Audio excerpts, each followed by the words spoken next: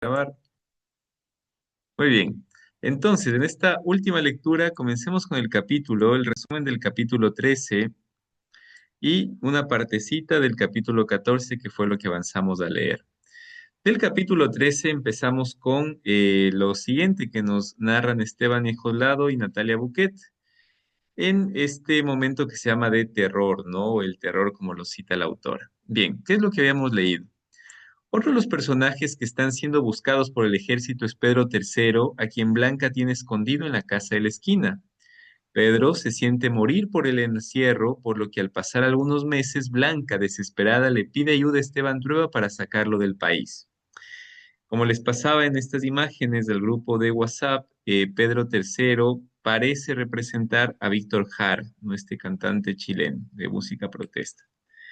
Continuó, Esteban ya no siente odio hacia él y decide ayudarlo. Así lo esconden en el baúl del auto del embajador de Suecia y toda la familia viaja a hacer una visita a la Nunciatura Apostólica, ya que el nuncio representante del Vaticano era admirador del cantante. Desde ahí, Blanca y Pedro III pueden viajar a Canadá, donde se instalan y desarrollan la vida en pareja que hasta ahora no habían podido concretar. Al despedirse, Esteban le pide perdón y reconoce que se ha equivocado. También saluda a Pedro III y lo despide como a un hijo. Ahí parecía que asistíamos a una redención del personaje. La represión militar continúa y se recrudece. Alba dedica todo su tiempo y la fortuna de su abuelo a ayudar a los pobres y colaborar con los perseguidos. Vende los muebles de la casa y empeña todo objeto de valor que encuentra para comprar comida y repartir entre los comedores comunitarios y las familias carenciadas, que son cada vez más. Su abuelo se da cuenta de lo que está haciendo su hija, pero no la cuestiona. La casa de la esquina se transforma en un lugar seguro para hospedar 1 o 2 noches a quienes están huyendo de la brutalidad militar, mientras tratan de encontrarles asilo en las embajadas de otros países. Así un día llega el mismo Miguel. La pareja se ama, pero Miguel indica a Alba que no puede permanecer con ella ni puede permitir que se les una en la lucha armada. Entonces la muchacha intenta convencerlo de que huyan los dos al extranjero, pero Miguel le hace notar que su lucha está en Chile y que no piensa detenerse. Antes de separarse definitivamente, Alba le enseña dónde ha escondido las armas que le ha robado a su abuelo. Desgraciadamente, los militares sospechan de la actividad de Alba y colocan espías alrededor de la casa. Una noche, Esteban Trueba es despertado por un grupo de civiles armados que lo sacan de la cama con violencia, buscan a Alba en su pieza y le dejan junto a su abuelo mientras que registran brutalmente la casa, rompiendo los muebles que quedan y llevándose todos los documentos que encuentran. Hago aquí una pausa. Notemos cómo la casa de la esquina, que era un lugar cerrado, herméticamente cerrado, donde no había la irrupción de lo extraño, en el sentido de algo que pasara como esto, ¿no? Que un grupo armado entra a la casa, ahora sí sucede. Es la primera vez en toda la narrativa donde hay algo tan violento como esto, que se traducirá por otro lado en la violencia que ya comenzamos a leer en el capítulo 14 que se hace con Alba. Esto es importante porque la casa en la esquina, no nos olvidemos que era un espacio donde el tiempo transcurría de otra forma. Hay varios estudios que hablan de un tiempo más llevado por los hechos, por los acontecimientos, que por las fechas. Eh, Se dice como un tiempo monocrónico, este tiempo lineal, a un tiempo policrónico, que es el tiempo de los acontecimientos, ¿sí? Bueno, ese tiempo policrónico donde se llevaba más bien la cuenta por quienes estaban en la casa, quienes la visitaban, quienes se iban o qué cosas pasaban, quienes vivían ahí, quienes dejaron de vivir. Un tiempo basado en los hechos, en los acontecimientos, ahora irrumpe otro tipo de tiempo, mucho más lineal, vamos nosotros a ver, en donde ya se pierde completamente la magia del espíritu. Hago como hincapié en eso para ver que esta irrupción en la casa también es una irrupción en el tiempo narrativo. Continúo. Uno de los militares le da entonces un papel a Esteban Trueba para que lo infirme, donde se declara que el ex senador ha accedido a que se registre su casa y está en conformidad con el accionar de los grupos militares. El viejo se niega furioso, pero entonces comienzan a golpear a su nieta, por lo que termina firmando. Luego 2 hombres toman a Alba y se la llevan. Esteban Trueba queda llorando, tirado en el suelo, tirado en el piso de su casa. Para Alba comienza la pesadilla. Los militares abusan físicamente de ella mientras la llevan a un centro de detención. Cuando la bajan y le quitan la venda de los ojos, Alba ve que está en manos de un oficial que no es otro que Esteban García, quien le dice que ha esperado ese momento desde que la tuvo en su regazo aquella tarde cuando ella era niña. Nuevamente el recuerdo, ¿no? De ese día en la biblioteca. Bien, ya habíamos empezado con el capítulo 14. leímos la primera partecita, que es esto que nos narra el resumen. Alba queda en un centro clandestino de detención en manos de Esteban García. Todos los días la someten a torturas cada vez más violentas y crueles. La golpean, la violan. Es tanto el dolor y la humillación que Alba solo quiere morir. Es imposible para ella saber cuánto tiempo pasa en ese tormento. Vive con los ojos tapados y en un principio solo interactúa con sus captores, que quieren saber dónde se esconde Miguel.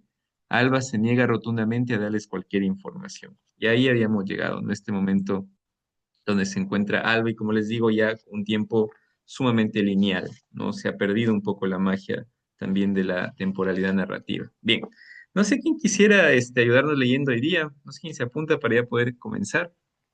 Gracias, Irma. ¿Qué más por ahí? Mm, Sí, apuntar. Jorge, Sí, puede ser, Jorge. sí, muchas Jorge lo gracias. hay. Ok, sí, muy Gracias, bien. Jorge. Mario Jorge, sí. Cari, muy bien, y ahí estamos ya. Perfecto, listo. Entonces voy a iniciar y ahí te paso la voz, Irma, para que continúes. De ahí le pasaré la voz a Jorge, a mi mamá y a Cari. Así que bueno, con ese orden vamos entonces a comenzar. Voy a leer nada más unas pocas líneas de donde nos habíamos quedado y avanzo una parte en la historia. Bien. Estamos del capítulo 14, como les había leído el resumen, estamos justamente en la captura de Alba, este tipo de violencia tan fuerte que sufre y todo parece que llevado también a cargo de Esteban García, ¿no? Bien, continúo entonces. Pronto oyó de nuevo la voz de García y adivinó que eran sus manos ayudándola a pararse, guiándola hasta una silla, acomodándole la ropa, poniéndole la blusa. Ay, Dios, dijo, mira cómo te han dejado. Te lo advertí, Alba. Ahora trata de tranquilizarte. Voy a darte una taza de café. Alba rompió a llorar. El líquido tibio la reanimó, pero no sintió su sabor porque lo tragaba mezclado con sangre. García sostenía la taza acercándosela con cuidado como un enfermo. ¿Quieres fumar? Quiero ir al baño, dijo ella pronunciando cada sílaba con dificultad a través de los labios hinchados. Por supuesto, Alba. Te llevarán al baño y después podrás descansar. Yo soy tu amigo, comprendo perfectamente tu situación. Estás enamorada y por eso lo proteges. Yo sé que tú no tienes nada que ver con la guerrilla, pero los muchachos no me creen cuando se lo digo. No se van a conformar hasta que no les digas dónde está Miguel. En realidad ya lo tienen cercado, saben dónde está, lo atraparán, pero quieren estar seguros de que tú no tienes nada que ver con la guerrilla, ¿entiendes? Si lo proteges, si te niegas a hablar, ellos seguirán sospechando de ti. Diles lo que quieren saber y entonces yo mismo te llevaré a tu casa. Se los dirás, ¿verdad? Quiero ir al baño, repitió Alba. Veo que eres testaruda como tu abuelo. Está bien, irás al baño. Te voy a dar la oportunidad de pensar un poco, dijo García. La llevaron a un baño y tuvo que hacer caso omiso del hombre que estaba a su lado tomándola del brazo. Después la condujeron a su celda. En el pequeño cubo solitario de su prisión trató de aclarar sus ideas, pero estaba atormentada por el dolor de la paliza, la sed, la venda apretada en las sienes, el ruido atronador de la radio, el terror de las pisadas que se acercaban y el alivio cuando se alejaban, los gritos y las órdenes. Se encogió como un feto en el suelo y se abandonó a sus múltiples sufrimientos.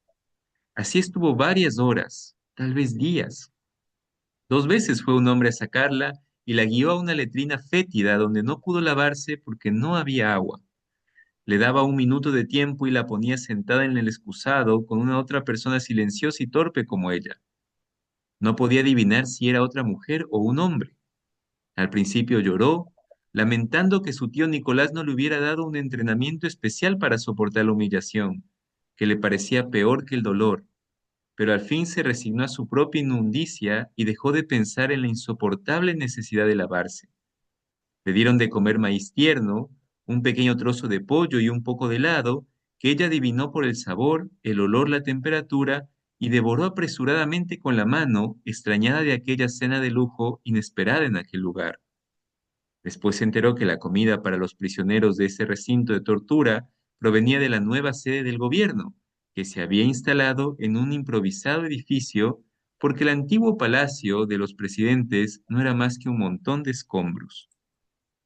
Trató de llevar la cuenta de los días transcurridos desde su detención, pero la soledad, la oscuridad y el miedo le trastornaron el tiempo y le dislocaron el espacio. Creía ver cavernas pobladas de monstruos, imaginaba que la habían drogado y por eso sentía todos los huesos flojos y las ideas locas. Se hacía el propósito de no comer ni beber, pero el hambre y la sed eran más fuertes que su decisión. Se preguntaba por qué su abuelo no había ido todavía a rescatarla. En los momentos de lucidez podía comprender que no era un mal sueño y que no estaba ahí por error. Se propuso olvidar hasta el nombre de Miguel. La tercera vez que la llevaron donde Esteban García, Alba estaba más preparada, porque a través de la pared de su celda podía oír lo que ocurría en la pieza de al lado, donde interrogaban a otros prisioneros y no se hizo ilusiones. Ni siquiera intentó evocar los bosques de sus amores. Has tenido tiempo para pensar, Alba. Ahora vamos a hablar los dos tranquilamente y me dirás dónde está Miguel y así saldremos de esto rápido, dijo García. Quiero ir al baño, replicó Alba. Veo que te estás burlando de mí, Alba, dijo él. Lo siento mucho, pero aquí no podemos perder el tiempo. Alba no respondió. Quítate la ropa, ordenó García con otra voz. Ella no obedeció. La desnudaron con violencia, arrancándole los pantalones a pesar de sus patadas. El recuerdo preciso de su adolescencia y del beso de García en el jardín le dieron la fuerza del odio. Luchó contra él, gritó por él, lloró, orinó y vomitó por él, hasta que se cansaron de golpearle y le dieron una corta tregua que aprovechó para invocar a los espíritus comprensivos de su abuela para que la ayudaran a morir. Pero nadie vino en su auxilio. Dos manos la levantaron, cuatro la acostaron en un catre metálico, helado, duro, lleno de resortes que le herían la espalda y le ataron los tobillos y las muñecas con correas de cuero. Por última vez, Alba, ¿dónde está Miguel? Preguntó García. Ella negó silenciosamente. Le habían sujetado la cabeza con otra correa. Cuando estés dispuesta a hablar, levanta un dedo, dijo él. Alba escuchó otra voz. Yo manejo la máquina, dijo. Y entonces ella sintió aquel dolor atroz que le recorrió el cuerpo y la ocupó completamente y que nunca en los días de su vida podría llegar a olvidar. Se hundió en la oscuridad. Les dije que tuvieran cuidado con ella, cabrones, oyó la voz de Esteban García, que le llegaba de muy lejos. Sintió que le abrían los párpados, pero no vio nada más que un difuso resplandor. Luego sintió un pinchazo en el brazo y volvió a perderse en la inconsciencia. Un siglo después, Alba despertó mojada y desnuda. No sabía si estaba cubierta de sudor, de agua o de orina. No podía moverse, no recordaba nada, no sabía dónde estaba ni cuál era la causa de ese malestar intenso que la había reducido a una piltrafa. Sintió la sed del Sahara y clamó por agua. Aguanta, compañera, dijo alguien a su lado. Aguanta hasta mañana. Si tomas agua, te vienen convulsiones y puedes morir. Abrió los ojos. No los tenía vendados. Un rostro vagamente familiar estaba inclinado sobre ella. Unas manos la arroparon con una manta. ¿Te acuerdas de mí? Soy Ana Díaz. Fuimos compañeras en la universidad. ¿No me reconoces? Alba negó con la cabeza, cerró los ojos y se abandonó a la dulce ilusión de la muerte. Pero unas horas más tarde despertó y al moverse sintió que le dolía hasta la última fibra de su cuerpo. Pronto te sentirás mejor, dijo una mujer que estaba acariciándole la cara y apartando unos mechones de pelo húmedo que le tapaban los ojos. No te muevas y trata de relajarte. Yo estaré a tu lado, descansa. ¿Qué pasó? Balbuceó Alba. Te dieron fuerte, compañera, dijo la otra con tristeza. ¿Quién eres? Preguntó Alba. Ana Díaz. Estoy aquí desde hace una semana. A mi compañero también lo agarraron, pero todavía está vivo. Una vez al día lo veo pasar, cuando los llevan al baño. ¿Ana Díaz? Murmuró Alba. La misma. No éramos muy amigas en la universidad, pero nunca es tarde para empezar. La verdad es que la última persona que pensaba encontrar aquí eras tú, condesa, dijo con dulzura la mujer. No hables, trata de dormir para que se te haga más corto el tiempo. Poco a poco te volverá la memoria, no te preocupes, es por electricidad. Pero Alba no pudo dormir, porque se abrió la puerta de la celda, entró un hombre. Ponle la venda, ordenó Ana Díaz. Por favor, ¿no ve que está muy débil? Déjela descansar un poco. Haz lo que te digo. Ana se inclinó sobre el camastro y le puso la venda en los ojos. Luego quitó la manta y trató de vestirla, pero el guardia la apartó de un empujón. Levantó a la prisionera por los brazos y la sentó. Otro entró a ayudarlo y entre los dos la llevaron en vilo porque no podía caminar. Alba estaba segura de que se estaba muriendo, si es que no estaba muerta ya. Oyó que avanzaba por un corredor donde el ruido de las pisadas era devuelto por el eco. Sintió una mano en su cara, levantándole la cabeza. Pueden darle agua. Lávenla y pónganle otra inyección. Vean si puede tragar un poco de café y me la traen, dijo García. ¿La vestimos, coronel? No. Adelante, Irma. Listo. Alba estuvo en manos de García mucho tiempo. A los pocos días, él se dio cuenta que lo había reconocido, pero no abandonó la precaución de mantenerla con los ojos vendados, incluso cuando estaban solos. Diariamente traían y se llevaban nuevos prisioneros. Alba oía los vehículos, los gritos, el portón que se cerraba, y procuraba llevar la cuenta de los detenidos, pero era casi imposible. Ana Díaz calculaba que había alrededor de 200. García estaba muy ocupado, pero no dejó pasar un día sin ver a Alba, alternando la violencia desatada con su comedia de buen amigo. A veces parecía genuinamente conmovido y con su propia mano le daba cucharadas de sopa, pero el día que le hundió la cabeza en una batea llena de excrementos, hasta que ella se desmayó de asco, Alba comprendió que no estaba tratando de averiguar el paradero de Miguel, sino vengándose de agravios que le habían infligido desde su nacimiento, y que nada que pudiera confesar modificaría su suerte como prisionera particular del coronel García.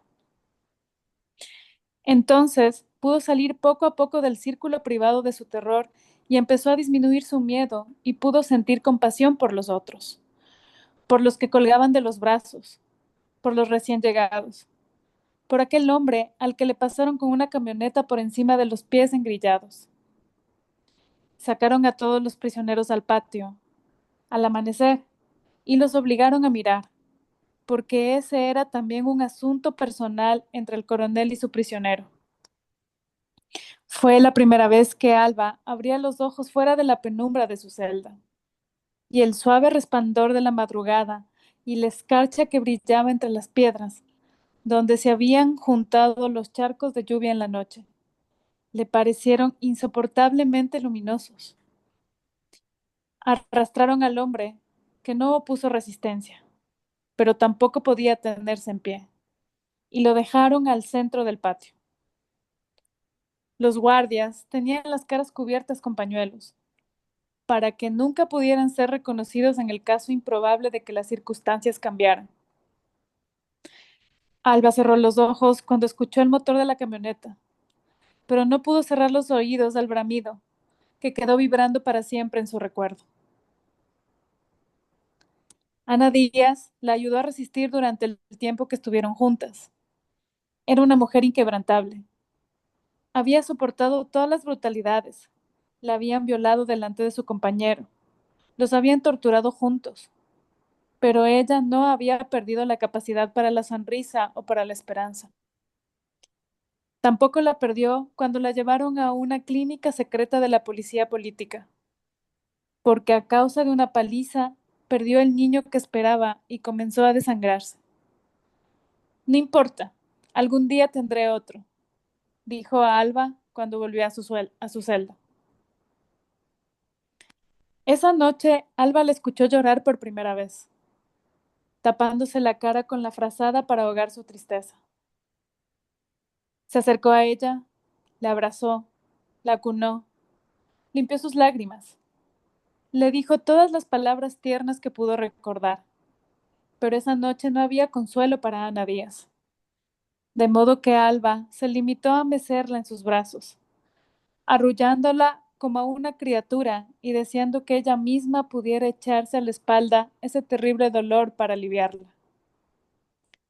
La mañana la sorprendió durmiendo enrolladas como dos animalitos.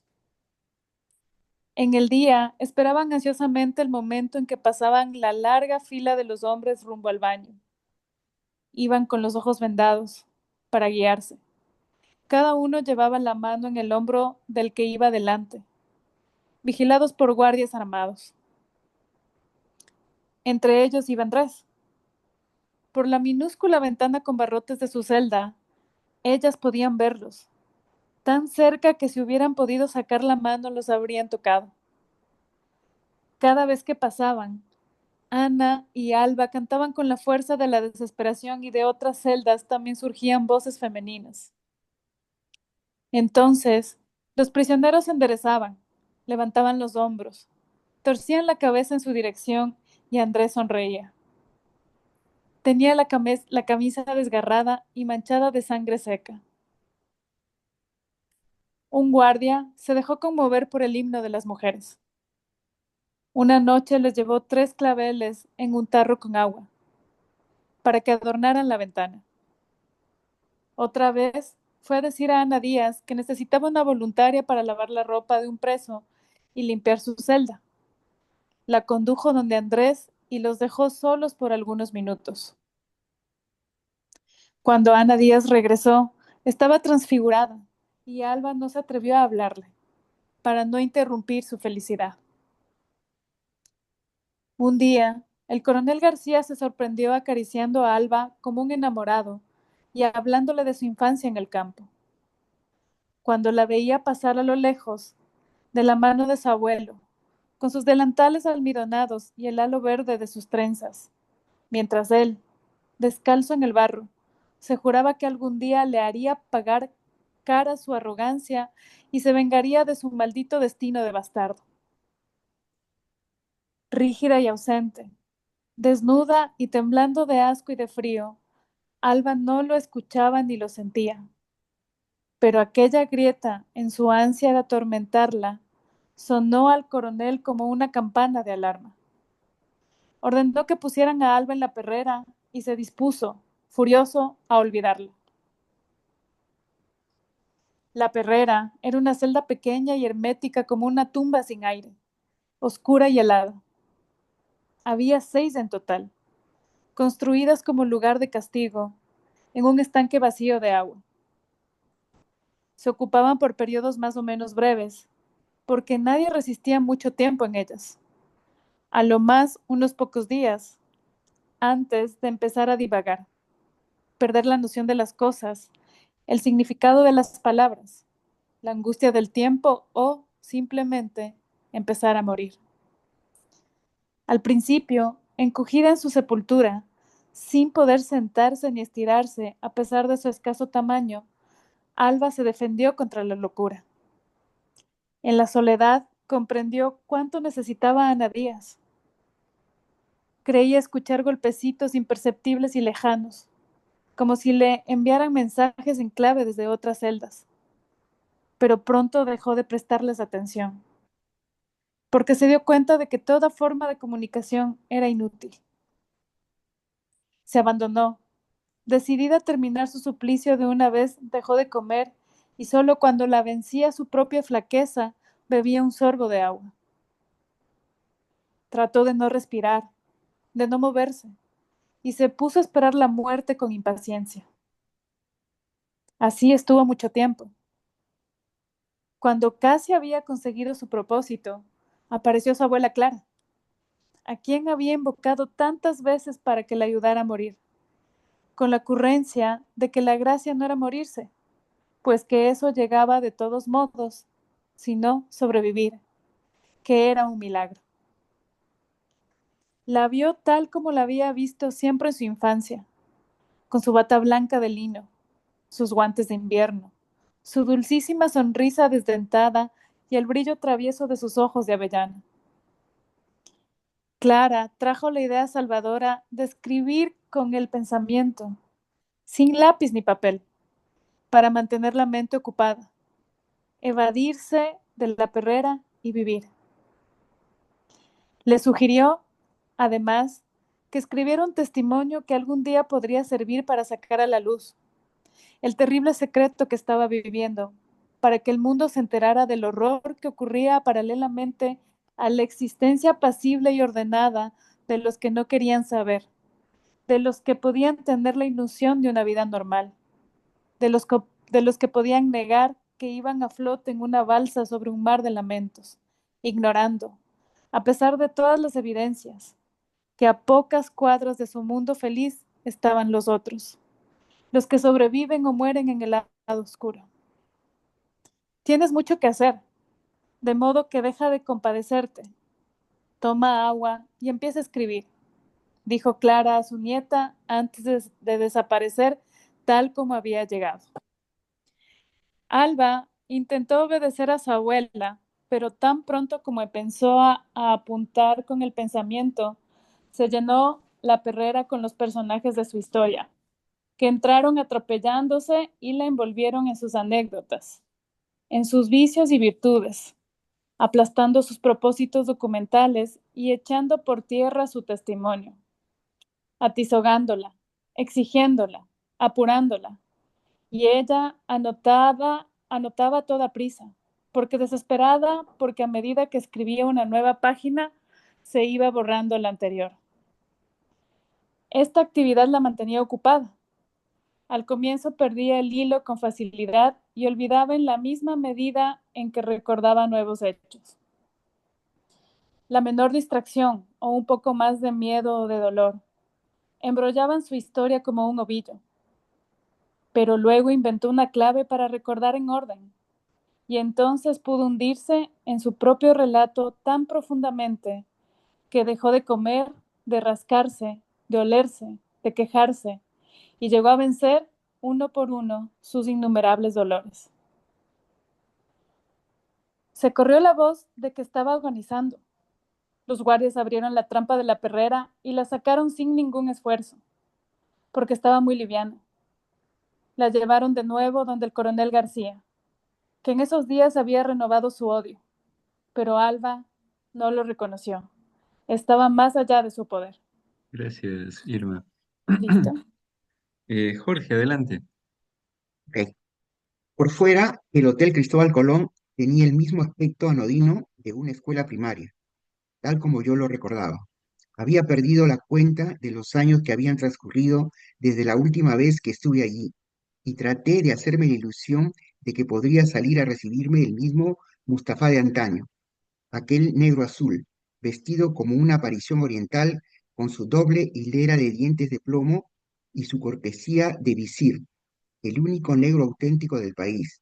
Todos los demás eran pintados, como había asegurado Francis Soto. Pero no fue así.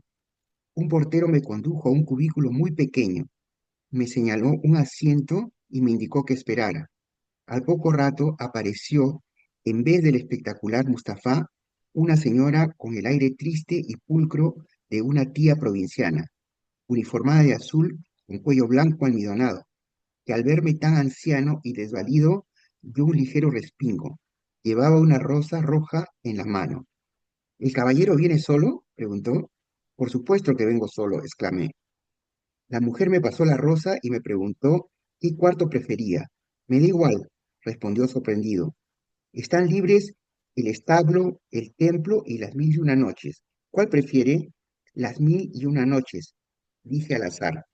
Me condujo por un largo pasillo señalado con luces verdes y flechas rojas. Apoyado en mi bastón, arrastrando los pies, la seguí con dificultad. Llegamos a un pequeño patio donde se alzaba una mezquita en miniatura, provista de absurdas ojivas de vidrios coloreados. Es aquí. Si desea beber algo, pídalo por teléfono, indicó. Quiero hablar con Tránsito Soto. A eso he venido, dije. Lo siento, pero la señora no atiende particulares, solo a proveedores. Yo tengo que hablar con ella. Dígale que soy el senador Trueba. ¿Me conoce? No recibe a nadie, ya le dije, replicó la mujer cruzándose de brazos. Levanté el bastón y le anuncié que si en 10 minutos no aparecía Tránsito Soto en persona, rompería los vidrios y todo lo que hubiera dentro de su caja de Pandora. La uniformada retrocedió espantada. Abrí la puerta de la mezquita y me encontré dentro Alhambra de pacotilla, una corta escalera de azulejos, cubierta con falsas alfombras persas, conducía a una habitación hexagonal con una cúpula en el techo, donde alguien había puesto todo lo que pensaba que existía en un harén de Arabia, sin haber estado nunca allí: almohadones de damasco, pebeteros de vidrio, campanas y toda suerte de baratijas de bazar. Entre las columnas, multiplicadas hasta el infinito por la sabia disposición de los espejos, vi un baño de mosaico azul más grande que el dormitorio, con una gran alberca donde calculé que se podía lavar una vaca, ¿no? Y con mayor razón podían retosar dos amantes juguetones. No se parecía en nada al Cristóbal Colón que yo había conocido. Me senté trabajosamente sobre la cama redonda y sintiéndome de súbito muy cansado. Me dolían mis viejos huesos. Levanté la vista y un espejo en el techo me devolvió mi imagen: un pobre cuerpo empequeñecido, un rostro triste de patriarca bíblico surcado de amargas arrugas y los restos de una blanca melena. ¿Cómo ha pasado el tiempo?, suspiré. Tránsito Soto entró sin golpear. Me alegro de verlo, patrón. Saludó como siempre. Se había convertido en una señora madura, delgada, con un moño severo, ataviada con un vestido negro de lana y dos vueltas de perlas soberbias en el cuello, majestuosa y serena, con más aspecto de concertista de piano que de dueña de prostíbulo.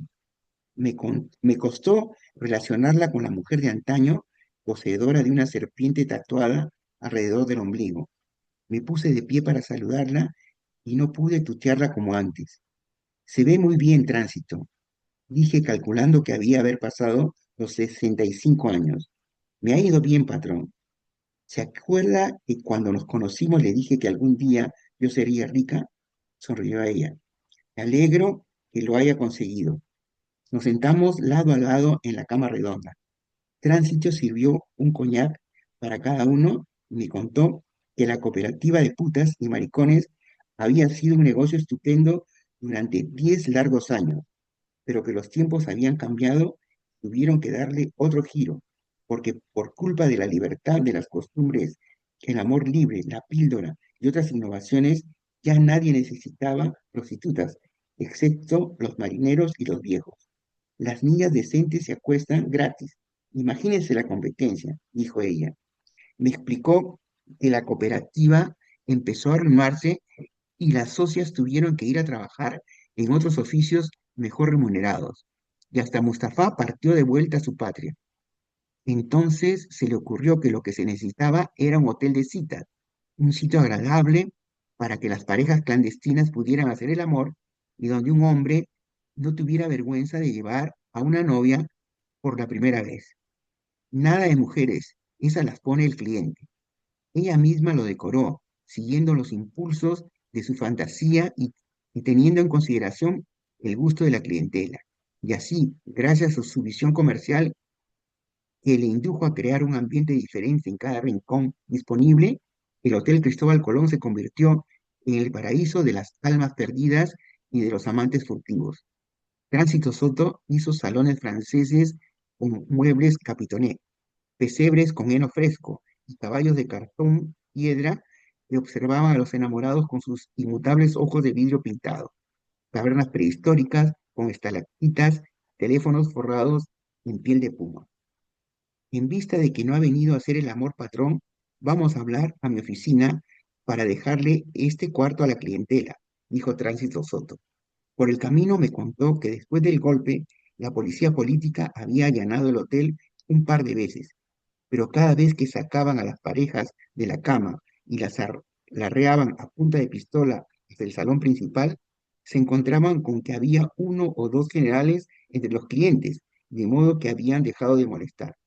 Tenía muy buenas relaciones con el nuevo gobierno, tal como había tenido con todos los gobiernos anteriores.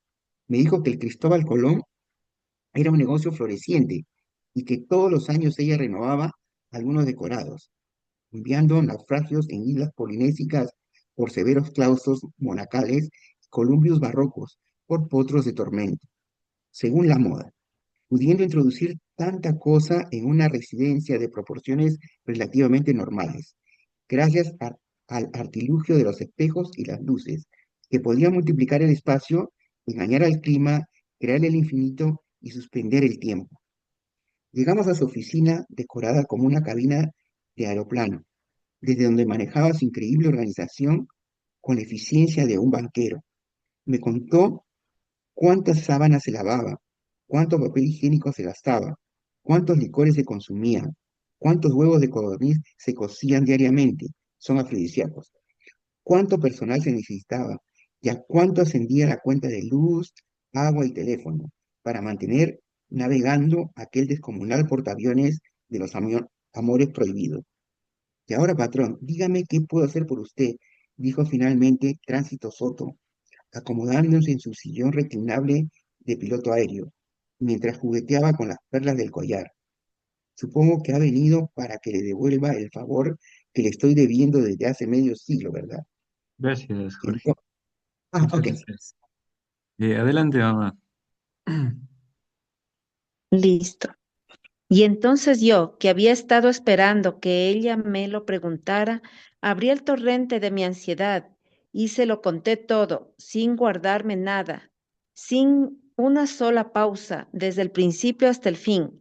Le dije que Alba es mi única nieta, que me he ido quedando solo en este mundo, que se me ha achicado el cuerpo y el alma, tal como Férula dijo al maldecirme, y lo único que me falta es morir como un perro, que esa nieta de pelo verde es lo último que me queda, el único ser que realmente me importa, que por desgracia salió idealista, un mal de familia. Es una de esas personas destinadas a meterse en problemas y hacer sufrir a los que estamos cerca. Le dio por andar asilando fugitivos en las embajadas. Lo hacía sin pensar, estoy seguro, sin darse cuenta de que el país está en guerra, guerra contra el comunismo internacional o contra el pueblo. Ya no se sabe, pero guerra al fin, y que esas cosas están penadas por la ley. Pero Alba anda siempre en la luna y no se da cuenta del peligro. No lo hace por maldad, todo lo contrario, lo hace porque tiene el corazón desenfrenado, igual como lo tiene su abuela, que todavía anda socorriendo pobres a mis espaldas en los cuartos abandonados de la casa. Mi Clara, clarividente, y cualquier tipo que llegue donde Alba contando el cuento de que lo persiguen, consigue que ella arriesgue el pellejo para ayudarlo aunque sea un perfecto desconocido. Yo se lo dije, se lo advertí muchas veces que podían ponerle una trampa y un día iba a resultar que el supuesto narcisista era un agente de la policía política.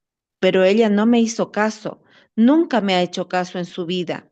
Es más testaruda que yo, pero aunque así sea, asilar a un pobre diablo de vez en cuando no es una fechoría, no es algo tan grave que merezca que la lleven detenida, sin considerar que es mi nieta, nieta de un senador de la República, miembro distinguido del Partido Conservador. No pueden hacer eso con alguien de mi propia casa, porque entonces, ¿qué diablos queda para los demás? Si la gente como uno cae presa, quiere decir que nadie está a salvo, que no han valido de nada más de 20 años en el Congreso y tener todas las relaciones que tengo. Yo conozco a todo el mundo en el país, por lo menos a toda la gente importante, incluso al general Hurtado, que es mi amigo personal, pero en este caso no me ha servido de nada. Ni siquiera el cardenal me ha podido ayudar a ubicar a mi nieta. No es posible que ella desaparezca como por obra de magia, que se le lleve en una noche y yo no vuelva a saber nada de ella. Me he pasado un mes buscándola y la situación ya me está volviendo loco. Estas son las cosas que desprestigian a la Junta Militar en el extranjero y dan pie para que las Naciones Unidas comiencen a joder con los derechos humanos. Yo al principio no quería oír hablar de muertos, de torturados, de desaparecidos, pero ahora no puedo seguir pensando que son embustes de los comunistas. Si hasta los propios gringos, que fueron los primeros en ayudar a los militares y mandaron sus pilotos de guerra para bombardear al palacio de los presidentes, ahora están escandalizados por la matanza. Y no es que esté en contra de la represión, comprendo que al principio es necesario tener firmeza para imponer el orden, pero se les pasó la mano. Están exagerando las cosas y con el cuento de la seguridad interna y que hay que eliminar a los enemigos ideológicos, están acabando con todo el mundo. Nadie puede estar de acuerdo con eso, ni yo mismo, que fui el primero en tirar plumas de gallinas a los cadetes y en propiciar el golpe, antes que los demás tuvieran la idea en la cabeza. Fui el primero en aplaudirlo. Estuve presente en el Te Deum de la catedral y por lo mismo no puedo aceptar que estén ocurriendo estas cosas en mi patria, que desaparezca la gente, que saquen a mi nieta de la casa a viva fuerza y yo no puedo impedirlo. Nunca habían pasado cosas así aquí. Por eso, justamente por eso, es que he tenido que venir a hablar con usted, Tránsito. Nunca me imaginé hace 50 años, cuando usted era una muchachita raquítica en el farolito rojo, que algún día tendría que venir a suplicarle de rodillas que me haga este favor, que me ayude a encontrar a mi nieta. Me atrevo a pedírselo porque sé que tiene buenas relaciones con el gobierno. Me han hablado de usted. Estoy seguro de que nadie conoce mejor a las personas importantes en las Fuerzas Armadas. Sé que usted les organiza sus fiestas y puede llegar donde yo no tendría acceso jamás.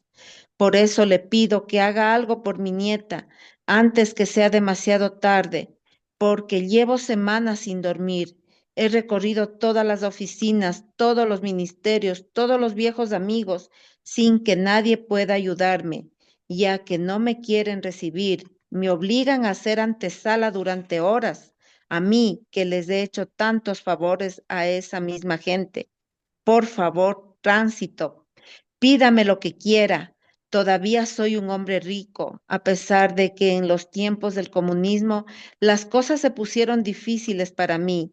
Me expropiaron la tierra, sin duda se enteró. Lo debe haber visto en la televisión y en los periódicos. Fue un escándalo.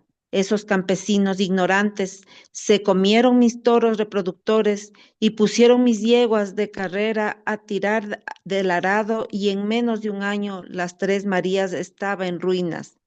Pero ahora yo llené el fondo de tractores y estoy levantándolo de nuevo, tal como lo hice una vez antes, cuando era joven. Igual lo estoy haciendo ahora que estoy viejo, pero no acabado. Mientras esos infelices que tenían título de propiedad de mi propiedad, la mía, andan muriéndose de hambre, como una cuerda de pelagatos, buscando algún miserable trabajito para subsistir. Pobre gente, ellos no tuvieron la culpa, se dejaron engañar por la maldita reforma agraria. En el fondo, los he perdonado y me gustaría que volvieran a las Tres Marías. Incluso he puesto avisos en los periódicos para llamarlos. Algún día volverán y no me quedará más remedio que tenderles una mano. Son como niños, bueno, pero no es de eso que vine a hablarle. Tránsito. No quiero quitarle su tiempo. Lo importante es que tengo buena situación y mis negocios van viento en popa. Así es que puedo darle lo que me pida, cualquier cosa, con tal que encuentre a mi nieta Alba antes que un demente me siga mandando más dedos cortados o empiece a mandarme orejas y acabe volviéndome loco o matándome de un infarto. Discúlpeme que me ponga así, me tiemblan las manos, estoy muy nervioso. No puedo explicar lo que pasó. Un paquete por correo y adentro solo 3 dedos humanos, amputados limpiamente. Una broma macabra que me trae recuerdos, pero esos recuerdos nada tienen que ver con Alba. Mi nieta ni siquiera había nacido entonces. Sin duda, yo tengo muchos enemigos, Todos los políticos tenemos enemigos. No sería raro que hubiera un anormal dispuesto a fregarme enviándome dedos por correo justamente en el momento en que estoy desesperado por la detención de Alba, para ponerme ideas atroces en la cabeza, que si no fuera porque estoy en el límite de mis fuerzas, después de haber agotado todos los recursos, no hubiera venido a molestarla a usted. Por favor, Tránsito, en nombre de nuestra vieja amistad, apiádese de mí. Soy un pobre viejo destrozado. Apiádese y busque a mi nieta, Alba, antes que me terminen de mandar en pedacitos por correo. Sollocé. Tránsito Soto ha llegado a tener la posición que tiene, entre otras cosas, porque sabe pagar sus deudas. Supongo que usó el conocimiento del lado más secreto de los hombres que están en el poder para devolverme los 50 pesos que una vez le presté. 2 días después me llamó por teléfono. Soy Tránsito Soto, patrón. Cumplí su encargo, dijo. Gracias, mamá. Muy bien. Vamos a leer entonces el epílogo, con eso vamos a terminar. Voy a comenzar a leerlo yo y de ahí en la última parte te dejo a ti, Cari, para que termines con el libro. Así que bueno, entonces inicio con el epílogo. Dice así. Anoche murió mi abuelo. No murió como un perro como él temía, sino apaciblemente en mis brazos, confundiéndome con Clara y a ratos con Rosa. Sin dolor, sin angustia, consciente y sereno, más lúcido que nunca y feliz. Ahora está tendido en el velero del agua mansa, sonriente y tranquilo, mientras yo escribo sobre la mesa de madera rubia que era de mi abuela. He abierto las cortinas de seda azul para que entre la mañana y alegre este cuarto. En la jaula antigua junto a la ventana hay un canario nuevo cantando y al centro de la pieza me miran los ojos de vidrio de Barrabás. Mi abuelo me contó que Clara se había desmayado el día que él, por darle un gusto, colocó de alfombra la piel del animal. Nos reímos hasta las lágrimas y decidimos ir a buscar al sótano los despojos del pobre Barrabás, soberbio en su indefinible constitución biológica, a pesar del transcurso del tiempo y el abandono, y ponerlo en el mismo lugar donde medio siglo antes lo puso mi abuelo en homenaje a la mujer que más amó en su vida. Vamos a dejarlo aquí, que es donde siempre debió estar, dijo. Llegué a la casa una brillante mañana invernal en un carretón tirado por un caballo flaco. La calle, con su doble filo de castaños centenarios y sus mansiones señoriales, parecía un escenario inapropiado para este vehículo modesto, pero cuando se detuvo frente a la casa de mi abuelo, encajaba muy bien con el estilo. La gran casa de la esquina estaba más triste y vieja de lo que yo podía recordar, absurda con sus excentricidades arquitectónicas y sus pretensiones de estilo francés con la fachada cubierta de hiedra apestada. El jardín era un desparrame de maleza y casi todos los postigos colgaban de los goznes. El portón estaba abierto como siempre. Toqué el timbre y después de un rato sentí unas alpargatas que se aproximaban y una empleada desconocida me abrió la puerta. Me miró sin conocerme y yo sentí en la nariz el maravilloso olor a madera y encierro de la casa donde nací. Se me llenaron los ojos de lágrimas. Corrí a la biblioteca presintiendo que el abuelo estaría esperándome donde siempre se sentaba y ahí estaba encogido en su poltrona. Me sorprendió verlo tan anciano, tan minúsculo y tembloroso, guardando del pasado solo su blanca melena leonina y su pesado bastón de plata. Nos abrazamos apretadamente por un tiempo muy largo, susurrando, abuelo, Alba, Alba, abuelo. Nos besamos y cuando él vio mi mano se echó a llorar y maldecir y a dar bastonazo a los muebles, como lo hacía antes, y yo me reí, porque no estaba tan viejo ni tan acabado como me pareció al principio. Ese mismo día, el abuelo quiso que nos fuéramos del país. Tenía miedo por mí, pero yo le expliqué que no podía irme, porque lejos de esta tierra sería como los árboles que cortan para Navidad, esos pobres pinos sin raíces que duran un tiempo y después se mueren. No soy tonto, Alba, dijo mirándome fijamente. La verdadera razón por qué quieres quedarte es Miguel, ¿no es verdad? Me sobresalté. Nunca le había hablado de Miguel. Desde que lo conocí supe que no iba a poder sacarte de aquí, hijita, dijo con tristeza. ¿Lo conociste? ¿Está vivo, abuelo? Los amarré agarrándolo por la ropa. Lo estaba la semana pasada cuando nos vimos por última vez, dijo. Me contó que después que me detuvieron apareció una noche Miguel en la gran casa de la esquina. Estuvo a punto de darle una apología de susto, pero a los pocos minutos comprendió que los dos tenían una meta en común, rescatarme. Después Miguel volvió a menudo a verlo, le hacía compañía y juntaban sus esfuerzos para buscarme. Fue Miguel quien tuvo la idea de ir a ver a Tránsito Soto. Al abuelo no se le hubiera ocurrido nunca. Hágame caso, señor, yo sé quién tiene el poder en este país.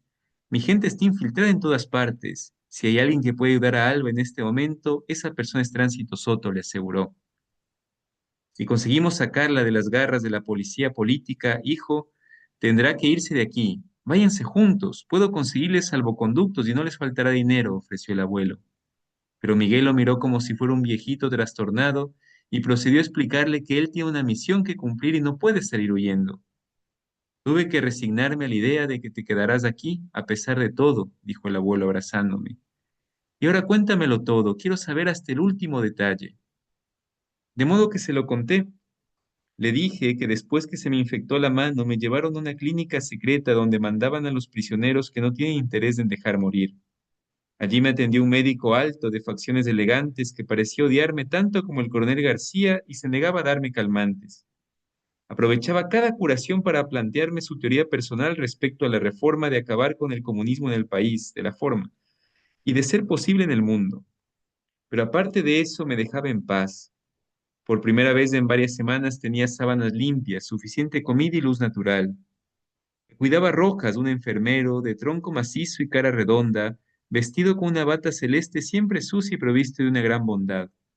Me daba de comer en la boca, me contaba interminables historias de remotos partidos de fútbol disputados entre equipos que yo nunca había oído nombrar y conseguía calmantes para inyectármelos de escondidas hasta que consiguió interrumpir mi delirio. Rojas había atendido en esa clínica a un desfile interminable de desgarrados.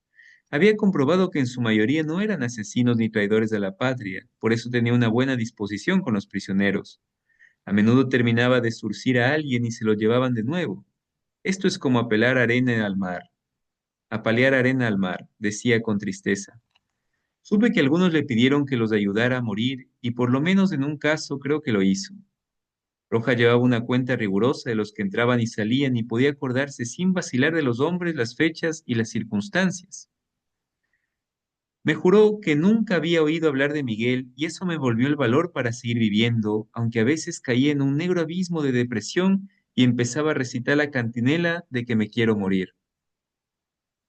Él me contó de Amanda. La detuvieron en la misma época que a mí. Cuando se la llevaron a Rojas ya no había nada que hacer. Murió sin delatar a su hermano, cumpliendo una promesa que le hiciera mucho tiempo atrás, el día que lo llevó por primera vez a la escuela. El único consuelo es que fue mucho más rápido de lo que ellos hubieran deseado, porque su organismo estaba muy debilitado por las drogas y por la infinita desolación que le dejó la muerte de Jaime. Rojas me cuidó hasta que me bajó la fiebre, empezó a cicatrizar mi mano y a volverme la cordura, y entonces se acabaron los pretextos para seguir deteniéndome. Pero no me enviaron de vuelta a las manos de Esteban García como yo temía. Supongo que en ese momento actuó la influencia benéfica de la mujer del collar de perlas, a quien fuimos a visitar con el abuelo para agradecerle que me salvara la vida. 4 hombres fueron a buscarme de noche. Rojas me despertó, me ayudó a vestirme y me deseó suerte. Lo besé agradecida. Adiós, chiquilla. Cámbiese el vendaje, no se lo moje, y si lo vuelve a la fiebre, es que se le infectó otra vez, me dijo desde la puerta. Yo vi, me condujeron a una celda estrecha donde pasé el resto de la noche sentada en una silla. Al día siguiente me llevaron a un campo de concentración para mujeres. Jamás olvidaré cuando me quitaron la venda de los ojos y me encontré en un patio cuadrado y luminoso, rodeado de mujeres que cantaban para mí el himno a la alegría. Mi amiga Nadías estaba entre ellas y corrió a abrazarme. Rápidamente me acomodaron una litera y me dieron a conocer las reglas de la comunidad y mis responsabilidades. Hasta que te cures no tienes que lavar ni coser, pero tienes que cuidar a los niños, decidieron. Yo había resistido el infierno con cierta entereza, pero cuando me sentí acompañada me quebré. La menor palabra cariñosa me provocaba una crisis de llanto. Pasaba la noche con los ojos abiertos en la oscuridad en medio de la promiscuidad de las mujeres que se turnaban para cuidarme despiertas y no me dejaban nunca sola. Me ayudaban cuando empezaban a atormentarme los malos recuerdos, o se me aparecía el coronel García sumiéndome en el terror, o Miguel se me quedaba prendido en un sollozo. No pienses en Miguel, me decían, insistían. No hay que pensar en los seres queridos ni en el mundo que hay al otro lado de estos muros. Es la única manera de sobrevivir. Ana Díaz consiguió un cuaderno escolar y me lo regaló. Para que escribas, a ver si sacas de dentro lo que te está pudriendo. Te mejoras de una vez y cantas con nosotras y nos ayudas a coser, me dijo. Le mostré mi mano y negué con la cabeza, pero ella me puso el lápiz en la otra y me dijo que escribiera con la izquierda. Poco a poco empecé a hacerlo. Traté de ordenar la historia que había empezado en la perrera. Mis compañeras me ayudaban cuando me faltaba la paciencia y el lápiz me temblaba en la mano. En ocasiones tiraba todo lejos, pero enseguida recogí el cuaderno y lo estiraba amorosamente, arrepentida porque no sabía cuándo podría conseguir otro. Otras veces amanecía triste y llena de pensamientos. Me volvía contra la pared y no quería hablar con nadie, pero ellas no me dejaban, me sacudían, me obligaban a trabajar, a contar cuentos a los niños. Me cambiaban el vendaje con cuidado y me ponían el papel por delante. Si quieres te cuento mi caso para que lo escribas. Me decían, se reían, se burlaban alegando que todos los casos eran iguales y que era mejor escribir cuentos de amor porque eso gusta a todo el mundo. También me obligaban a comer. Repartían las porciones con estricta justicia, a cada quien según su necesidad, y a mí me daban un poco más porque decían que estaba en los huesos, y así ni el hombre más necesitado se iba a fijar en mí. Me estremecía, pero Ana Díaz me recordaba que yo no era la única mujer violada y que eso, como muchas otras cosas, había que olvidarlo. Las mujeres se pasaban el día cantando a voz en cuello. Los carabineros les golpeaban la pared. Cállense, putas. Háganos callar si pueden, cabrones, a ver si se atreven. Y seguían cantando más fuerte y ellos no entraban porque habían aprendido que no se puede evitar lo inevitable. Traté de escribir los pequeños acontecimientos de la sección de mujeres, que habían detenido a la hermana del presidente, que nos quitaron los cigarrillos, que habían llegado nuevas prisioneras, que Adriana había tenido otro de sus ataques y se había abalanzado sobre sus hijos para matarlos. Se los tuvimos que quitar de las manos y yo me senté con un niño en cada brazo para contar los cuentos mágicos de los baúles encantados del tío Marcos, hasta que se durmieron, mientras yo pensaba en los destinos de esas criaturas creciendo en aquel lugar con su madre trastornada, cuidados por otras madres desconocidas que no habían perdido la voz para una canción de cuna, ni el gesto para un consuelo, y me preguntaba, escribía, en qué forma los hijos de Adriana podrían devolver la canción y el gesto a los hijos, o los nietos de esas mismas mujeres que los arrullaban. Estuve en el campo de concentración pocos días. Un miércoles por la tarde los carabineros fueron a buscarme. Tuve un momento de pánico pensando que me llevarían donde Esteban García, pero mis compañeros me dijeron que si usaba uniforme no eran de la policía política y eso me tranquilizó un poco. Les dejé mi chaleco de lana para que lo deshicieran y tejieran algo abrigado a los niños de Adriana y todo el dinero que tenía cuando me detuvieron y que la escrupulosa honestidad que tienen los militares para lo intrascendente me habían devuelto. Me metí el cuaderno en los pantalones y las abracé a todas una por una. Lo último que oí al salir fue el coro de mis compañeras cantando para darme ánimos, tal como hacían con todas las prisioneras que llegaban o se iban del campamento. Yo iba llorando. Ahí había sido feliz. Le conté al abuelo que me llevaron en un furgón con los ojos vendados durante el toque de queda. Temblaba tanto que podía oír castañar mis dientes. Uno de los hombres que estaba conmigo en la parte posterior del vehículo me puso un caramelo en la mano y me dio unas palmaditas de consuelo en el hombro.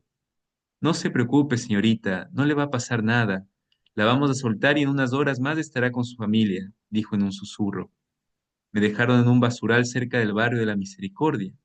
El mismo que me dio el dulce me ayudó a bajar. Cuidado con el toque de queda, me sopló al oído. No se mueva hasta que amanezca.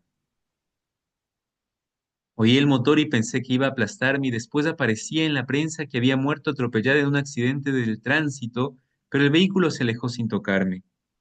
Esperé un tiempo, paralizada de frío y miedo, hasta que por fin decidí quitarme la venda para ver dónde me encontraba. Miré a mi alrededor. Era un sitio baldío, un descampado lleno de basura donde corrían algunas ratas de entre los desperdicios. Brillaba una luna tenue que me permitió ver a lo lejos el perfil de una miserable población de cartones, calaminas y tablas. Comprendí que debía tomar en cuenta la recomendación del guardia y quedarme ahí hasta que aclarara. Me habría pasado la noche en el basural si no llega un muchachito agazapado en las sombras y me hace señas sigilosas. Como ya no tenía mucho que perder, eché a andar en su dirección, trastabillando. Al acercarme vi su carita ansiosa, me echó una manta en los hombros, me tomó de la mano y me condujo a la población sin decir palabra. Caminábamos agachados, evitando la calle y los pocos faroles que estaban encendidos. Algunos perros alborotaron con sus ladridos, pero nadie asomó la cabeza para indagar. Cruzamos un patio de tierra donde colgaban como pendones de un alambre unas pocas ropas y entramos a un rancho destartalado, como todos los demás por ahí. Adentro había un solo bombillo iluminando tristemente el interior. Me conmovió la pobreza extrema. Los únicos muebles eran una mesa de pino, dos sillas toscas y una cama donde dormían varios niños amontonados. Se le recibir una mujer baja, de piel oscura, con las piernas cruzadas de venas y los ojos hundidos en una red de arrugas bondadosas que no conseguían darle un aspecto de vejez. Sonrió y vi que le faltaban algunos dientes. Se acercó y me acomodó la manta con un gesto brusco y tímido que reemplazó el abrazo que no se atrevió a darme. Voy a darle un tecito. No tengo azúcar, pero le hará bien tomar algo caliente, dijo. Me contó que oyeron el furgón y sabían lo que significaba un vehículo circulando durante el toque de queda en esos adurriales. Esperaron hasta estar seguros que se había ido y después partió el niño a ver lo que habían dejado. Pensaban encontrar un muerto. A veces viene a tirarnos de algún fusilado para que la gente tome respeto, no me explicó. Nos quedamos conversando el resto de la noche. Era una de esas mujeres estoicas y prácticas de nuestro país que con cada hombre que pasa por sus vidas tienen un hijo y además recogen en su hogar a los niños que otros abandonan, a los parientes más pobres y a cualquiera que necesite una madre, un hermano, una tía, mujeres que son el pilar central de muchas vidas ajenas, que crían hijos para que se vayan también y que ven partir a sus hombres sin un reproche porque tienen otras urgencias mayores de las cuales ocuparse. Me pareció igual a tantas otras que conocí en los comedores populares, en el hospital de mi tío Jaime, en la vicaría donde iban a indagar por sus desaparecidos, en la morgue, donde iban a buscar a sus muertos. Le dije que había corrido mucho riesgo al ayudarme y ella sonrió.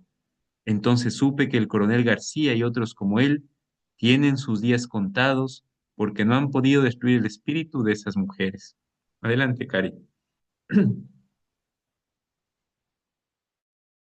Ya. En la mañana me acompañó donde un compadre que tenía un carretón de flete con caballo. Le pidió que me trajera a mi casa y así es como llegué aquí. Por el camino pude ver a la ciudad en su terrible contraste. Los ranchos cercados con panderetas para crear la ilusión de que no existen, el centro aglomerado y gris y el barrio alto, con sus jardines ingleses, sus parques, sus rascacielos de cristal y sus infantes rubios paseando en bicicleta. Hasta los perros me parecieron felices, todo en orden, todo limpio, todo tranquilo, y aquella sólida paz de las conciencias sin memoria. Este barrio es como otro país. El abuelo me escuchó tristemente. Se le terminaba de desmoronar un inundo que él había creído bueno. En vista de que nos quedaremos aquí esperando a Miguel, vamos a arreglar un poco esta casa, dijo por último. Así lo hicimos. Al comienzo pasábamos el día en la biblioteca, inquietos, pensando que podrían volver para llevarme otra vez donde García. Pero después decidimos que lo peor es tenerle miedo al miedo, como decía mi tío Nicolás, y que había que ocupar la casa enteramente y empezar a hacer una vida normal. Mi abuelo contrató una empresa especializada que la recorrió desde el techo hasta el sótano, pasando máquinas pulidoras, limpiando cristales, pintando y desinfectando, hasta que quedó habitable. Media docena de jardineros y un tractor acabaron con la maleza. Trajeron césped enrollado como un tapiz, un invento prodigioso de los gringos, y en menos de una semana teníamos hasta abedules crecidos. Había vuelto a brotar el agua de las fuentes cantarinas y otra vez se alzaban arrogantes las estatuas del Olimpo, limpias al fin de tanta caca de paloma y de tanto olvido. Fuimos juntos a comprar pájaros para las jaulas que estaban vacías desde que mi abuela Em, per- presintiendo su muerte, les abrió las puertas. Puse flores frescas en los jarrones y fuentes con su fruta sobre las mesas, como en los tiempos de los espíritus, y el aire se impregnó con su aroma.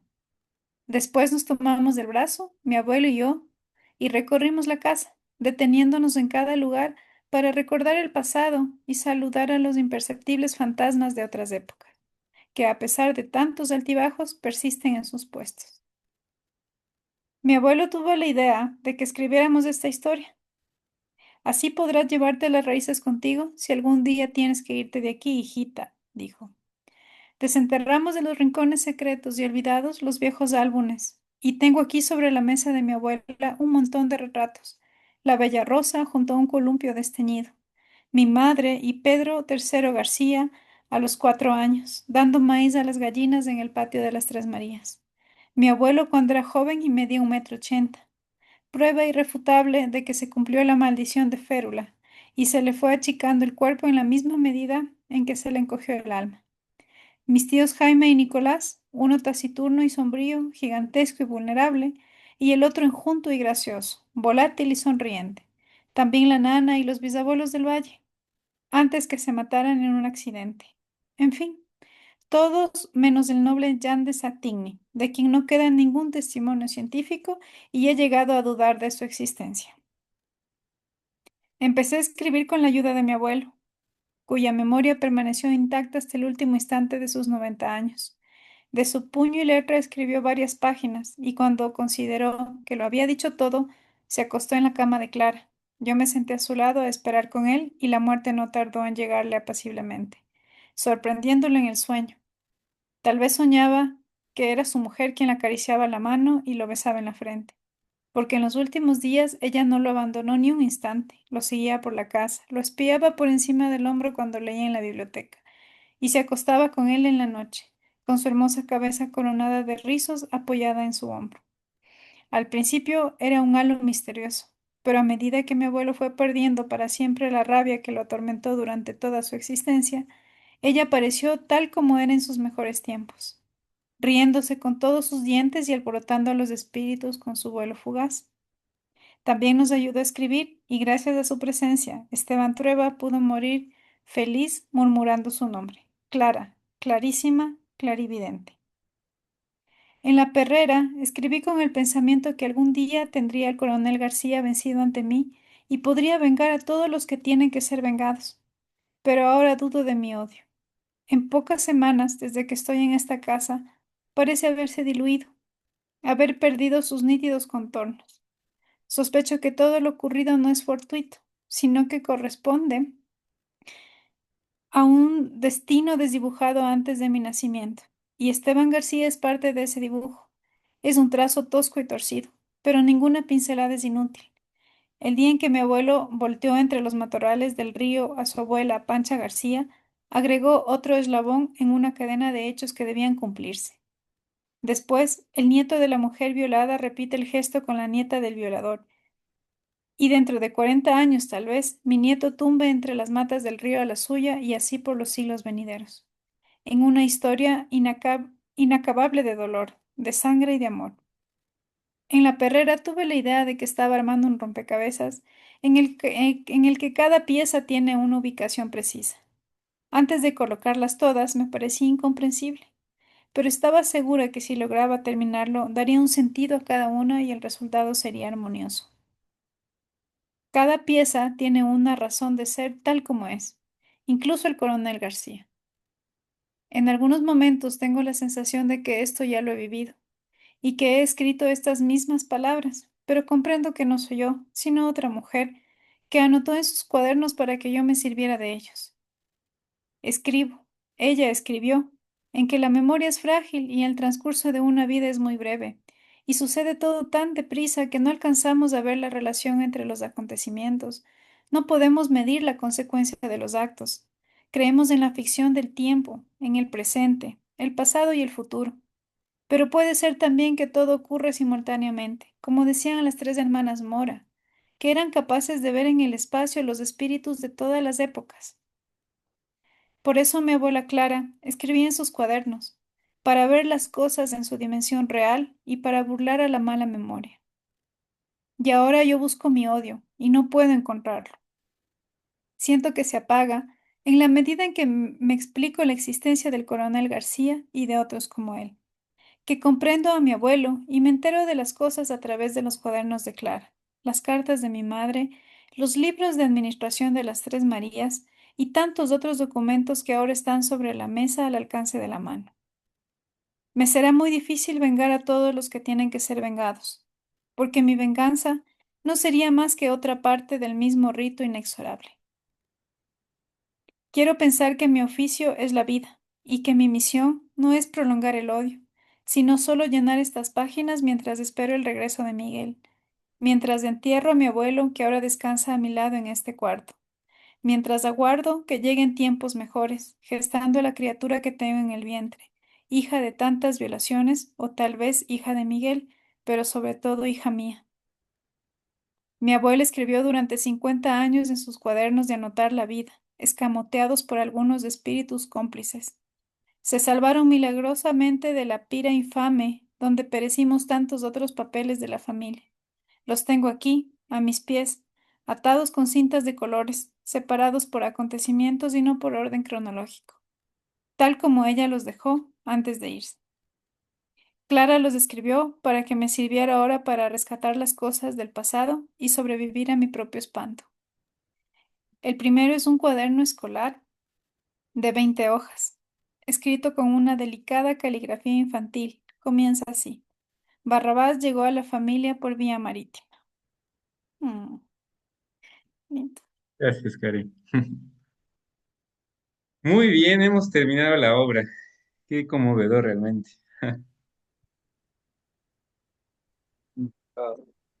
Bien, muy, muy fuerte este capítulo, ¿no? Es como un recorrido entero de mujeres muy fuertes durante la historia, ¿no? Y yo creo que también reflejan esas mujeres de nuestras historias, ¿no? Que van tejiendo algo, ¿no? Van tejiendo un entramado. En fin, vamos a juntarnos un ratito en salas, vamos a conversar unos 10 minutitos entre nosotros, tendremos más tiempo para hablar en los frutos artísticos y de ahí nos conectamos nuevamente a las salas para hacer el brindis final.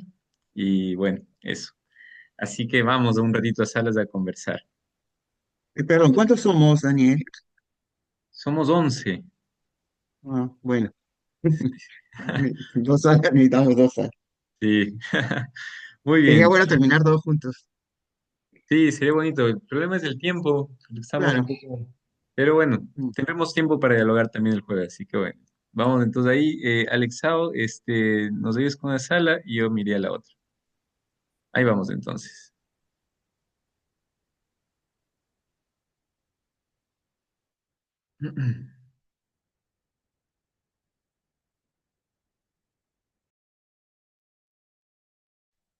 Muy bien. Bienvenido Juan, Cari, Tati, mamá. Bueno, ¿qué tal? ¿Cómo les ha parecido este final? ¿Cómo va cerrando esta novela? Es impresionante, ¿no? Porque realmente es una catedral construida en un círculo, ¿no? Es decir, tiene una particularidad bien bonita este discurso del final de Alba. A mí me toca especialmente, ¿no? Esta parte donde está en los campos de concentración y está con las mujeres, ¿no? Este discurso a la fuerza femenina también y finalmente acabando con las anotaciones de Clara, me hizo acuerdo como si yo hubiera vivido en la historia, ¿no? Como si hubiera estado con Clara acompañándole y como si hubiera visto esos papeles que Clara escribía y con la figura de Barrabás cerrándolo todo, ¿no? Es interesante la figura del perro. Se repite en varias novelas, me hizo acuerdo del Gato Pardo de Lampedusa, donde también inician con un perro y finaliza la imagen del perro, ¿no? Y aquí también un poco se refleja eso con Barrabás. En fin, ¿qué impresión les deja? ¿Cómo estamos con el libro? No sé quién quisiera conversar. Mm, ¿Puedo empezar tal vez? Sí, Cari, adelante. Buenas noches con todos. Chuta, este último capítulo fue súper conmovedor. En realidad me llegaron todas las palabras que escribe Alba, toda la fuerza, ¿no? La fuerza femenina que Allende en todo el transcurso de la novela pone, ¿no? Tenemos que todas las protagonistas son mujeres, ¿no? Y sí, o sea, ya como, o sea, me pareció tan bonito cuando dijo, puede ser hija de Miguel, puede ser hija de las violaciones, pero al fin es hija mía. Y es así, ¿no? O sea, a la larga no sabe, ella no sabe quién es el padre, pero es hija de ellos, es hija de sus entrañas. Me pareció también un final bastante sorpresivo para mí, porque yo pensé, no sé en qué parte vi, que pensé que ella moría, o sea, yo estaba 100% segura que Alba moría. Pero chévere, porque ahorita vive con su abuelo, le entierra a su abuelo y es como la que cuenta la historia, bien bonito, o sea, a mí sí me conmovió, muy, muy, muy chévere el libro, en realidad, con muchas enseñanzas.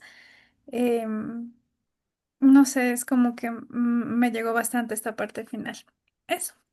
Gracias, Cari, muchas gracias. Y sí, me acordaba también, si no me equivoco, contigo acabamos el otro libro, ¿te acuerdas? Creo que tú leíste el final del otro libro, si es que mal mi memoria no me... Ah, sí, no, me parece que el de, ¿cómo es? No, oye, ya no me acuerdo el nombre y me gustó El bastante. de El de Hankán las montañas de la locura también me o el parece de que las creo que montañas. terminé. Sí, Ese me parece que acabé. no sé por qué, al final cuando terminaste de leer dije, pero Cari ha acabado los libros, siempre acaba los Y libros. parece que sí. Me conecto Interesante. al final y termino los libros. Gracias, Cari. Sí, bueno, y atendiendo a lo que mencionas, a mí me conmovió mucho los discursos también, la fuerza en la que logra vivir Alba, ¿no? Al final es como se completa un círculo, pero también me llama la atención lo de la escritura, ¿no? Esta necesidad que ella tiene de escribir, muy parecida a Isabel Allende también. Y como tú dices, un final muy conmovedor, lleno de fuerza, de discursos bien marcados, ¿no? Ahí se nota claramente cuál es el énfasis que hace el autor en el libro. Eh, y a mí me parece ideal el hecho de que Alba sea la que esté escribiendo junto con Clara y Esteban, ¿no? Tres personajes muy fuertes en la novela. Sí. Adelante, mamá, habías alzado la mano. Buenas noches con todos. Sabes que a mí también me ha conmovido tanto este último capítulo, me ha llegado bastante toda la historia, ¿no? La fuerza con la que vive Alba.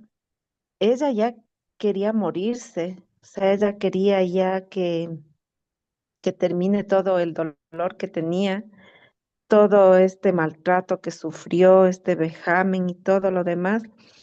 Y es encerrada, ¿no? Y en estos lugares que le dicen la perrera.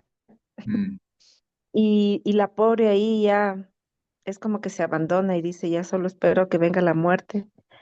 Pero ahí aparece su abuela. Y, y lo que le dice es increíble, ¿no? Em, y me hace pensar, digo, que a veces pensamos que ya estamos en lo último, que no hay solución, que no hay alternativas. Y sí hay. En medio de todo el dolor, en medio de todo el sufrimiento, hay alternativas. Y la abuela le dice, ¿por qué ella está ahí? ¿Para qué está ella ahí? Y le dice, es para que escribas toda esta historia, para que se dé a conocer al mundo lo que está pasando aquí. Entonces, a veces en medio de la oscuridad, no sabemos para qué estamos, no sabemos por qué estamos, pero siempre hay una razón. Y eso me ha hecho reflexionar mucho porque a veces nos ahogamos en un vaso de agua, no nos damos cuenta que todo tiene una razón y un motivo, ¿no? Entonces me ha hecho pensar eso y me sacudió, me dijo, es como que te pone alerta, ¿no? Como que te dice, no, o sea, no te resignes, no te hundas, estás ahí por algo y le hace encontrar la razón de ser. Y a partir de eso es como que ella se levanta, comienza a escribir. Y claro, ¿no? O sea, incluso creo que es ese momento crucial, creo yo. Eso por un lado, ya pues llega al hospital, bueno, es rescatada, vive con las mujeres y en medio de eso las mujeres, me doy cuenta que cuando nos reunimos nos sanamos. Creo que eso nos pasa, ¿no?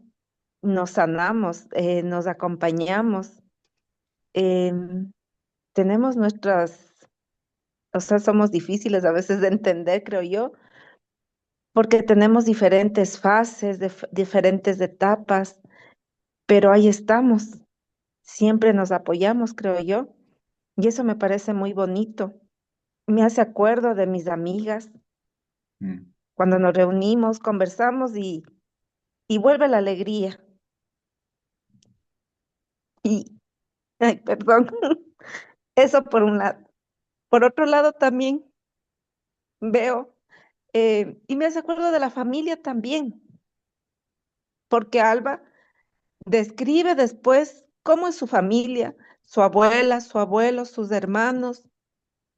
Y claro, todos tenemos una historia familiar. Entonces eso también me hace acuerdo de mi abuela, de mi madre, de mis tías, de toda la familia. Entonces me parece muy bonito la escena, la escritura que pone Alba. Eso. Gracias. Gracias, mamá. Sí, te agradezco mucho, son episodios que conmueven bastante, que tocan fibras internas.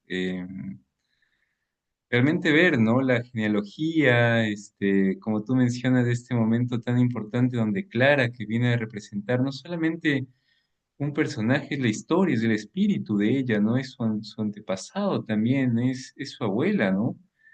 Y le dice algo tan bonito como, todos vamos a morir, ¿no? O sea, la verdadera valentía es sobrevivir, es vivir, ese es el verdadero reto. Morir, morimos todos, pero el reto está en vivir, ¿no?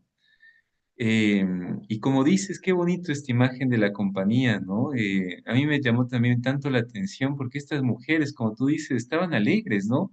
Cantaban incluso el himno de la alegría en medio de las tristezas, en medio de todo lo que seguían pasando, que era feo, estaban alegres, ¿no?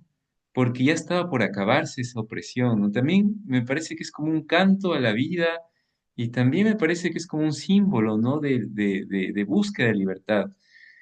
Y yo creo que a todos nos toca, ¿no? Tanto mujeres como hombres, el hecho de sentirnos parte de una identidad siempre nos conmueve, ¿no? Es decir, em, sentirnos inmersos en una historia, ¿no? No somos seres ahistóricos, ¿no? Somos parte de un contexto, de un país, de una cultura, de una madre, de una abuela, de una historia femenina también ahí de por medio, ¿no? Eso conmueve mucho, ¿no? Conmueve mucho. Yo también, la verdad que estoy muy, muy conmovido por el episodio, eh, sobre todo los discursos de Alba, ¿no? Alba me parece una mujer impresionante, como las mujeres que le rodean al final, ¿no? Todas impresionantes. Adelante, Dati. Buenas noches con todos. ¿Se me Dale. escucha? ¿Sí se escucha? Sí, muy bien. A ver, y sí, en base a lo que han dicho, justo y me ganaste, Dani, porque yo apunté más la frase de que morir es algo seguro, no es la novedad. El verdadero milagro está en vivir y sobrevivir. Yo alguna vez siempre he dicho que cuando la gente dice que no hay milagros porque quieren ver, creo, milagros ostentosos, yo siempre he dicho que cada nacimiento es para mí un milagro y es el inicio de un nuevo mundo. Y que para mí, cuando la Biblia dice el fin del mundo, yo creo que el fin del mundo es cada vez que alguien muere. Yo lo tomo así. Qué coincidencia que hemos leído dos obras seguidas que tienen que ver con guerras, con matanzas, con esa bajeza del ser humano. Y creo que aquí Allende, a mi forma de ver, a través de Alba, que es la sobreviviente de la historia, quiere representar a todos esos sobrevivientes de la dictadura de Chile. Ella de la dictadura hizo una novela donde nos tuvo como una montaña rusa y quiso eh, ensalzar de cierta forma la imagen de la mujer chilena a través de los personajes de la obra, donde la fuerza estaba justamente en estar ahí, al lado de hombres crueles como Esteban, al lado de hombres como guerrilleros, como Miguel, de hermanos que estaban junto a familiares hundidos en drogas como Amanda. Entonces creo que ella, a través de esta belleza literaria, trató de hacer ver eso. Y que tanto este libro como el de Han Kang nos enseñan a no olvidar ese pasado, pero no el pasado bonito. Lo bonito es el futuro que nació en un pasado feo. Mm. A ese pasado de cada tierra, de cada región, no olvidarse de esas muertes, no olvidarse del por qué estuvieron ahí y que todas las sobrevivientes escriben historias, cuentan historias para que el futuro no lo olvide. Qué bonito, Tati, muchas gracias. Sí, es un legado, ¿no? Es tal cual un legado. Y esto, qué bonito esto que dices de que a partir de una historia de dolor, de un pasado doloroso, surge un futuro esperanzador, ¿no? Que es un poco lo que pasa en realidad en la historia. Y al final, si bien es circular, porque es cíclico, ¿no? Esta conjunción tan bonita, sí se proyecta a un futuro, porque de una u otra manera, Alba al final opta por la vida, ¿no? Ese es el gran símbolo de la esperanza futura, ¿no? Y como decía, me parece Cari, independientemente, no sabía de quién era, ¿no? O si pudo haber sido de Miguel o de quien sea, apuesta por el futuro, ¿no? Y eso, como tú dices, Tati, creo que resuena muy bien, ¿no? Esa historia de dolor, porque al final de cuentas fue una violación, ¿no? Puede haber sido el hijo de una violación. No importa, lo que importa es que van a hacer y que va a seguir haciendo una historia, ¿no? Que se puede ver a un futuro. Y como tú dices, es importante no perder esa memoria. Y qué interesante que para justamente no perderla se tenga que escribir, aunque sea en la mente, ¿no? Porque eso también es una imagen bien potente, ¿no? Como no tenía papel, Clara dice, escribe, hazlo en tu mente, si no, pero no olvides. Ese propósito de no olvidar, ¿no? Y yo creo que eso también es como un punto central, no olvidar ni la historia de uno, ni la historia del país, ni la historia personal, es decir, tener ese proceso de construcción para proyectarse al futuro, ¿no? Me parece muy bonita la imagen. Gracias, Tati. No sé si Juan quisieras comentar algo del libro para ir cerrando. Sí, justo yo recordaba, aprovechando que, bueno, las mayoría de sesiones las pasé con Alexis, y justo él también les comentaba antes que yo desde antes venía haciendo esta analogía de Víctor Jara con Pedro, con Pedro tercero. Justo coincidió, y bueno, nada, justo tenía la canción de Víctor Jara en la mente cuando mandaste el esquema. Como a todos, creo que nos conmovió bastante el cierre, justo. Lo que más me gustó, la verdad, es este recordar que queda plasmado en fotos, ¿no? Que este recordar es como que mm, el, el compendio de todo lo que pasó, más o menos. Que dice, claro, está ahí mi mamá, está en las Tres Marías, están mis tíos. Y es como que darles un cierre a bastante, dirían, bastante conmovedor, creo yo, para todo lo que vivieron, para cómo fueron sus muertes, más que nada. Entonces, me gustó bastante el tema de las fotos y bueno, no sé si es que un poco irónico, ¿no? El tema de que quién es la que termina ayudándole al final de todo el libro, ¿no? Y de cierto modo, es como que la pequeña, su pequeño acto de Esteban de Esteban, del que tanto estaba esperando, creo yo, durante todo el libro, esta idea de buscar querer salvarle a su nieta. Que dentro del cabe tal vez y fue un acto ya de, no sé si es que desesperación, de que ya entendió todo lo que pasó y lo que le estaba pasando, pero tuvo que pasar tantas cosas y todo el libro para que en algún momento empiece a hacer algún buen accionar de cierta manera. Y sobre todo me sorprendió bastante quién es la que le termina ayudando. Ujú, De ahí el tema de la fuerza de las mujeres también me tocó bastante, sobre todo porque en mi familia también hay un montón, abundan las mujeres de mi familia también, entonces sí es como que siempre, como decía tu mami, que se juntan y toman fuerza entre ellas mismos. Entonces, nada, un libro bastante bonito, bastante conmovedor, sobre todo el final. ujú. Y eso, más que nada. Gracias, Juan. Sí, bien interesante esto de las fotos, ¿no? Que van como recorriendo. Y lo de Esteban, este personaje tan paradigmático, pero que al final termina, claro, al final incluso sale ahí que está, o sea, su carácter es así, ¿no? Es como, el man es impulsivo, pero al final me conmovió mucho también cómo termina, ¿no? Con Clara. Al final, su gran amor de toda la vida fue Clara y Clara estuvo todo el tiempo presente.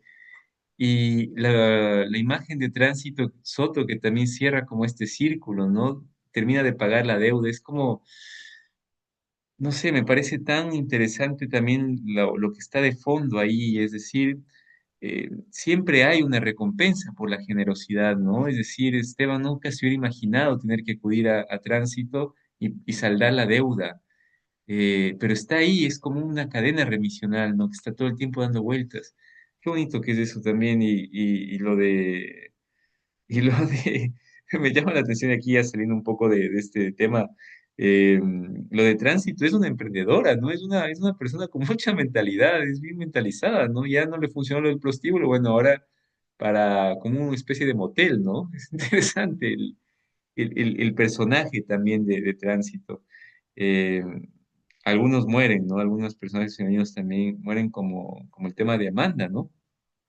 Lamentable. Pero bueno, muchísimas gracias nada, por la conversación, por los aportes. Vamos a volver a salas, hacemos un pequeño brindis rapidísimo y nos despedimos para vernos del jueves. Así que volvemos un ratito a salas para despedirnos todos. Ya nos vemos allá. Gracias. Vamos a ir, voy cerrando las salitas.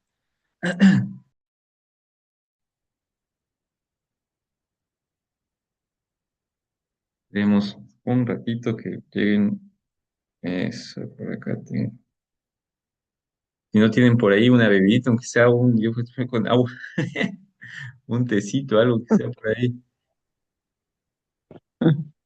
Ah, sí, sí, vamos a ver Sí, un agua. Qué bárbaro. Qué libro, ¿no? Es interesante porque, como les digo, hemos leído, como decía Tati por ahí, dos libros de contextos De guerra. históricos desde miradas femeninas, que es muy interesante porque tienen otro modo de redacción también.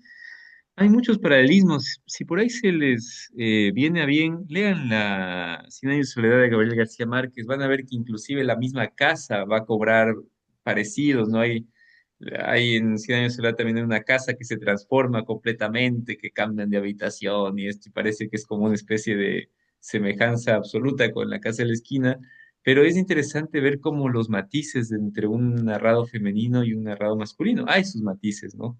Interesante. Pero bueno. Vamos a cerrar hoy día la lectura nada más. Tenemos jueves y martes para seguir conversando y terminar con los productos artísticos. No se olviden de los productos. El jueves va a iniciar Jorge, que nos ha pedido comenzar, y lo cual le agradezco muchísimo, con una cuestión fotográfica bien interesante. Así que les invito a que podamos estar para poder ver los productos. Y está abierto, ¿no? La creación es libre, es espontánea. Si pueden hacerla, háganla, que vale la pena. Y nada, nos estaremos encontrando. Pero antes quisiera que brindemos. Voy a leer un poema de Gabriela Mistral que se llama La Mujer Fuerte y con eso pues terminaremos el cierre de este tan bonito libro. Así que si por ahí tienen una copita o yo qué sé, un vasito con agua, lo podemos alzar. Así que voy a leer el poema de Gabriela Mistral y con eso hacemos el brindis. Dice Gabriela Mistral. La mujer fuerte. Me acuerdo de tu rostro que se fijó en mis días, mujer de saya azul y de tostada frente, que en mi niñez y sobre mi tierra de ambrosía vi abrir el surco negro en un abril ardiente. Alzaba en la taberna honda la copa impura, el que te apegó un hijo al pecho de azucena, y bajo ese recuerdo que te era quemadura, caí la simiente de tu mano serena. Cegarte bien enero los trigos de tu hijo, y sin comprender tu ventí los ojos fijos, agrandados al par de maravilla y llanto. Y el lodo de tus pies todavía besara, porque entre 100 mundanas no he encontrado tu cara, y aún te sigo en los surcos, la sombra con mi canto. Muy bien, por este final, por esta gran novela, brindemos por el final de la novela. Salud, salud.